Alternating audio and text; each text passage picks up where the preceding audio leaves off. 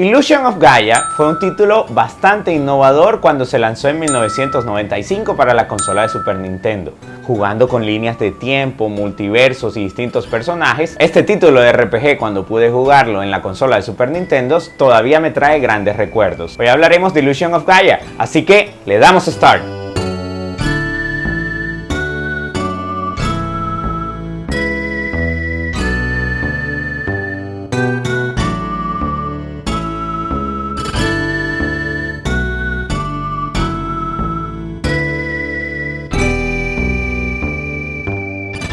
Illusion of Gaia es el segundo juego en la saga Heaven and Earth Saga, que consiste en Soul Blazer, Illusion of Time y Terranigma.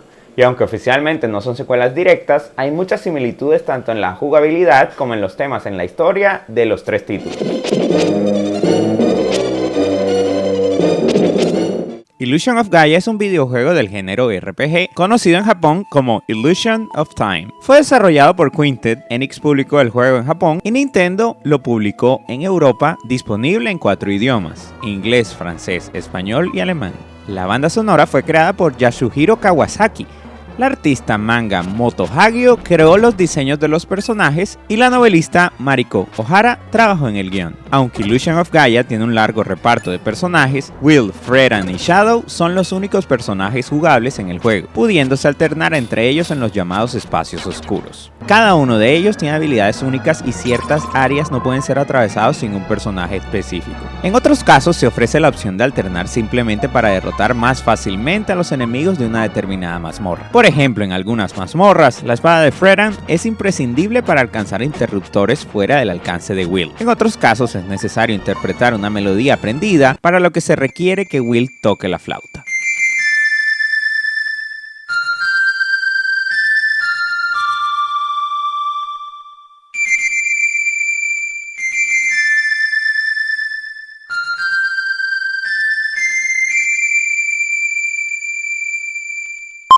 A lo largo del juego se consiguen técnicas para cada personaje, como el Psycho Dash o el Psycho Slide de Will o el Dark Fire de Fredan.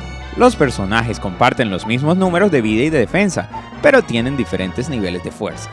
Fredan hace más daño que Will, y a su vez Shadow tiene más fuerza que Fredan. Cada vez que todos los enemigos de una misma sala son eliminados, el jugador consigue una joya. Estas joyas incrementan el nivel de vida, ataque o defensa. Cuando un enemigo es derrotado, también dejan unas piedrecillas. Al recoger 100 de estas, pueden recomenzar la partida cerca de donde lo habías dejado en caso de que el personaje muera. El combate es relativamente simple, los ataques son casi exclusivamente cuerpo a cuerpo, usando la flauta de Will, la espada de Fredan o el pseudópodo de Shadow, además de las técnicas específicas de cada personaje. La barra de vida de los enemigos aparece mientras son atacados, mediante una serie de esferas rojas que contrastan con las de la propia vida, que son azules. Una vez derrotados los enemigos no aparecen a menos que Will muera. El juego es lineal, es decir, no se puede volver atrás a las locaciones que se visitaron anteriormente, sino que la historia y el ritmo del juego siguen una sola pauta. El manejo es sencillo, tiene un botón de ataque y para interactuar con el medio u otros personajes, otro para protegerse y otro para usar los objetos equipados. En el menú de inicio se da opción de elegir entre 2 modos de configuración. Illusion of Gaia tiene solo un modo de dificultad, como la mayoría de RPGs. La función de guardar se encuentra en los espacios oscuros localizados en cada nivel. En el espacio oscuro, Will se encuentra con Gaia, que le permite curarse y guardar el juego. Además, en este espacio es donde Will puede transformarse en otro personaje o conseguir nuevas habilidades. El juego sigue una estructura definida basada en alternancia entre ciudades, mazmorras intermedias, aquellas en las que se busca un objeto determinado que permita avanzar en la aventura, y mazmorras decisivas, aquellas en las que se trata de derrotar a un jefe final y descubrir una nueva pieza del rompecabezas principal. En el juego también encontramos unas joyas rojas coleccionables, que si se las damos al vendedor de joyas nos las cambiará por ciertos objetos. Es imprescindible explorar en profundidad cada zona y abrir todos los cofres de cada mazmorra para dar con ellas antes de abandonar cada localización, puesto que no se podrá regresar posteriormente en muchos casos. Si se consigue el número total de joyas, el juego revelará un secreto. Aunque el juego tiene algunos de los elementos propios de los RPG, tales como las estadísticas de punto de vida, defensa, ofensa, entre otros, la complejidad de la historia carece de otros como la posibilidad de equipar otras armas o armaduras, o la existencia de tiendas en las que poder comprar o vender objetos. La historia de Illusion of Gaia va sobre un joven llamado Will, el cual tiene poderes telequinéticos extraños. Nos embarcaremos en una aventura por conocer el misterio que encierra la Torre de Babel y con él averiguaremos la desaparición de su padre Oldman. Y todo ello ambientado en un mundo mágico y bello, pero amenazado por la llegada de un cometa que traerá consigo la destrucción del planeta entero. A lo largo del juego, Will va visitando diversos parajes místicos en los que deberá buscar las estatuas místicas para poder destruir el cometa, de manera que los lugares que visita son ruinas o construcciones de antiguas civilizaciones como las ruinas incas, las líneas de Nazca, Angkor Wat, la Gran Muralla China, el continente perdido de Mu y las pirámides de Egipto. Cada uno de estos sitios contiene parte de rompecabezas que es finalmente concluido en la Torre de Babel.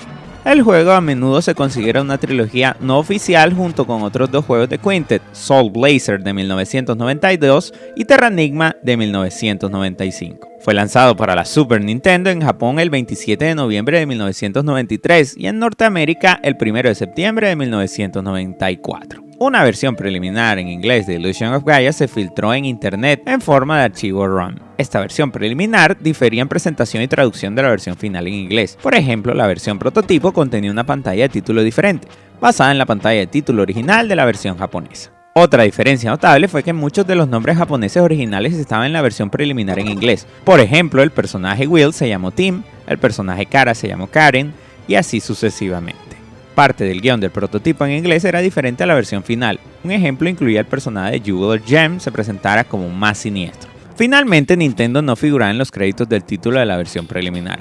Se supone que el prototipo se desarrolló antes que el Nintendo of America decidiera publicar y comercializar el juego en todos los Estados Unidos. Cuando Nintendo decidió ser el editor de los Estados Unidos, se cambió el título y se rediseñó específicamente un logotipo para parecerse al logotipo de la popular franquicia de juegos de Nintendo, The Legend of Zelda. De acuerdo con las políticas de censura de Nintendo of America, en el momento de la publicación se realizaron numerosos cambios en el juego para que ciertos elementos de la historia fueran menos oscuros. En particular, la tribu nativa encontrada cerca de Angkor Wat originalmente eran caníbales, y los restos óseos que yacían alrededor de la aldea eran los restos de sus propios miembros de la tribu, a quienes se habían comido para sobrevivir. Las referencias religiosas fueron alteradas o eliminadas.